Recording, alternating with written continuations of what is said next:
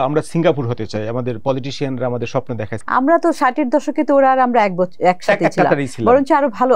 আমাদের এখান থেকে ডক্টররা নাকি যেতেন। এবং এই জেনারেশনের আমাদের সাথে যখন কথা হয় সিঙ্গাপুরিয়ানদের সাথে, যারা এখন একটু বয়স হয়েছে, তাদের যে শৈশব কেটেছে কিরকম ভয়াবহ, এই যে বন্যা পানি, মানে তারা স্কুলে যেত, রাস্তায় বন্যা হয়ে বন্যার পানি সরতো না, জুতা খুলে জুতাটা তারা গলায় ওই যে এর মধ্যে বেঁধে বইটা মাথায় নিয়ে তারা আজকাল অনেকেই বড় বড় চাকরিতে অ্যাম্বাসেডর হয়েছে, তারা ডাক্তার, ইঞ্জিনিয়ার, তাদের সাথে তাদের এই যে ট্রান্সফরমেশনটা ইন ওয়ান জেনারেশন, এটা একটা মানে এটা কিভাবে সম্ভব হয়েছে?